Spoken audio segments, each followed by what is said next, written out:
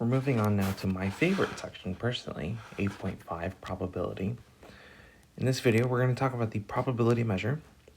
We're going to first develop intuition for the probability measure, and then define probability of an observable event. So there are some words here that are doing a lot of work here, including observable event, measure, probability. Oh my God, it's a lot. But if we think about random outcomes, like where a raindrop is going to land somewhere in a field, or how long a phone call is going to take. These are all things that are subject to a lot of different variables at once, and so we can think of them as random. And as we think of observable random outcomes, things that we can see and measure, we're going to apply our intuition about probability to develop 3 fundamental axioms. So first, our first intuitive thought about probability is that the probability of anything happening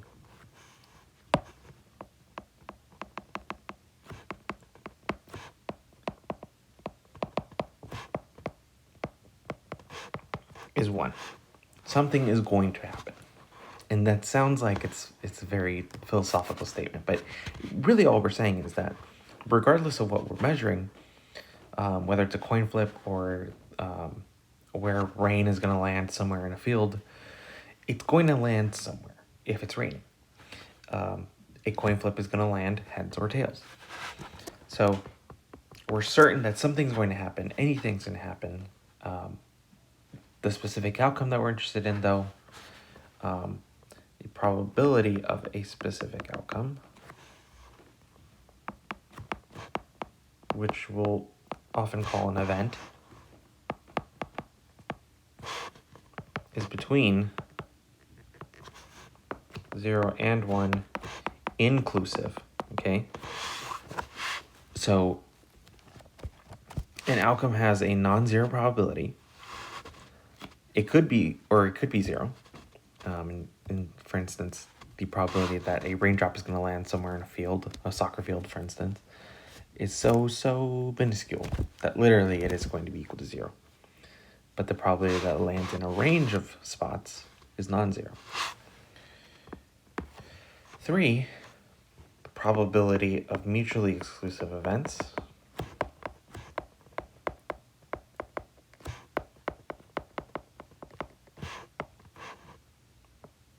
or outcomes. For instance, the probability that it will rain and that it will not rain is equal to the sum of the probabilities. Another way of thinking about this is when we have 2 events with no overlap, right, we can just add those 2 probabilities. So here now we can finally formally define, okay,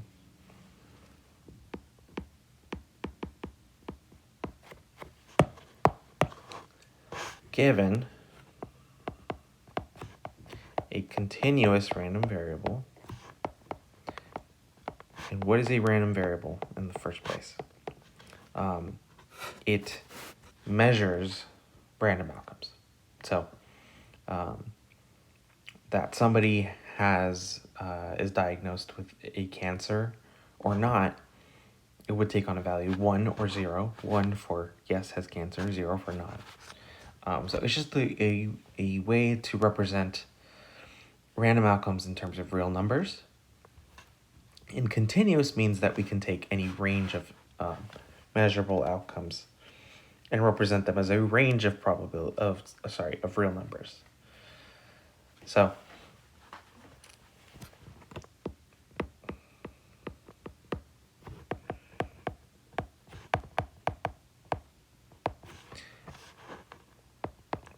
we can summarize that as it's going to represent some little x in the real numbers. We find a measure p, we will call probability, such that,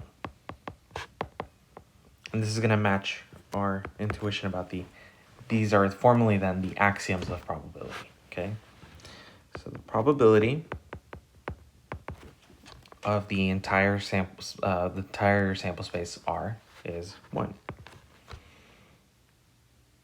So we often will also call this the support.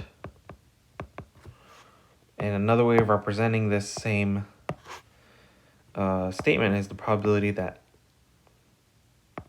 x is somewhere between negative infinity and infinity is equal to 1. That's another way of representing that. That's fine. The same thing as saying the probability that anything happens is 1. Okay, 2. For all subsets, intervals, a to b, that are subsets of the real numbers, okay? The probability of x being in that subset is 1.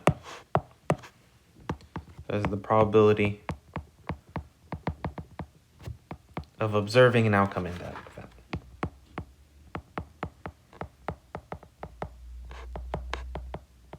In that range. Okay? So this whole thing represents that probability. And it's between 0 and 1 inclusive. Lastly,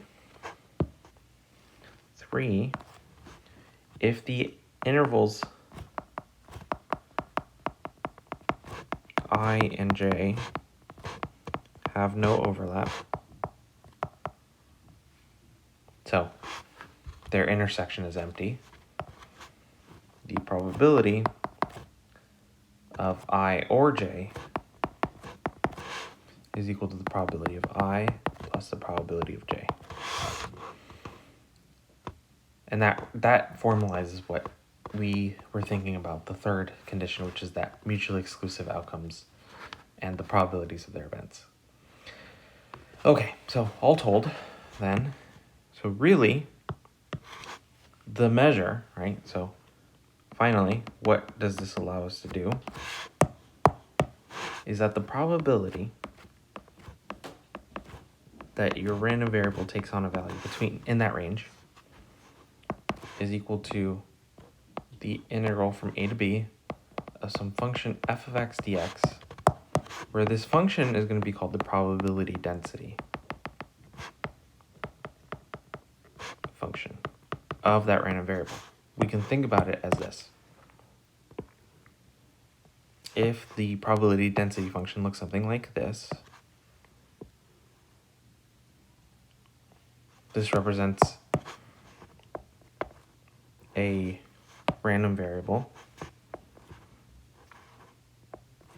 called the chi-squared distribution with degrees of freedom n minus 1. You don't need to know all that. Just this is what I'm thinking of when I draw this probability density curve. Now, if you want to find out the probability that it lays between, say, 1 and 3, that's going to be the area under the curve between 1 and 3 of that probability density curve. So this is 1, this is 3. Let's suppose then this area represents the probability that you observe an outcome for this random variable that lands between 1 and 3. And importantly, important note, the probability of a degenerate event, meaning that it equals some value a, is always 0. And one way that you can interpret this is, think of a dart landing on a dartboard, right? The probability that it lands in a specific spot is just a spike. So in other words, we're saying, let's say this is the density curve, probability density curve. What's the area of this line right here? It's 0. So that's A. So the probability that x equals A is the area of the line, and the area of any line is 0. It's infinitesimally thin. So all of this work is to say that if we know the probability density function of a random variable, finding probabilities for that random variable is as easy as finding an integral. So let's see an example though, a real concrete example. The continuous uniform distributions. This will help us illustrate the ideas here. And these come up in the context of, for instance, your dartboard, right? So let x be the random variable with the PDF, so probability density function, f of x equal to 1 over b minus a for all x values between a and b, and 0 otherwise. So what does that mean? Otherwise, it represents x is less than a, strictly less than a, or x is strictly greater than b. Either one of those cases makes the function equal to 0. So when we go to graph that, what does that density function look like? Roughly, it looks like this. So here's what I'm supposing is going to be dot, dot, dot, dot. Okay. Let's say here's 0. So this is a flat function piecewise. Here's A, here's B along the x-axis. And then this represents f of x equals 1 over b minus a. And so if b and a are close together, then this is going to be taller. If they're going to be far apart, then it's going to be shorter. But I claim that this represents a random variables distribution where the model is for a random process where any range of outcomes between A and B is equally likely as long as they're the same space apart. So the whole point of this is to say that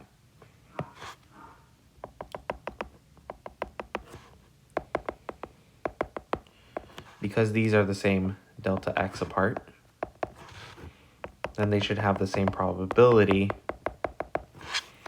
So that those range of outcomes are equally likely is the idea.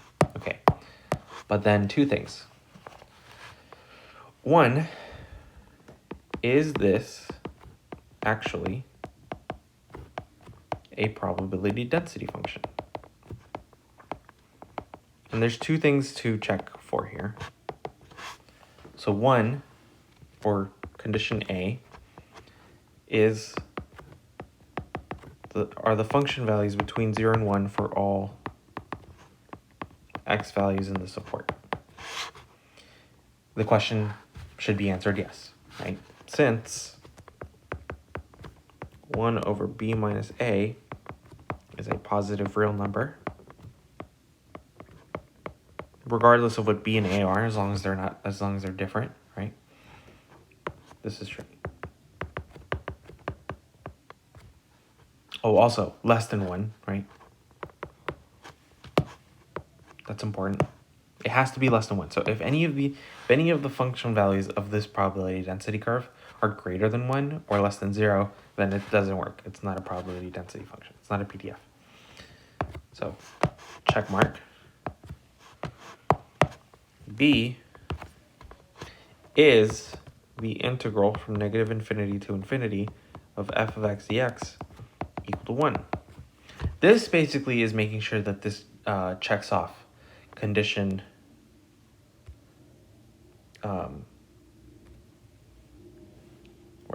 condition 1 or axiom 1 of probability.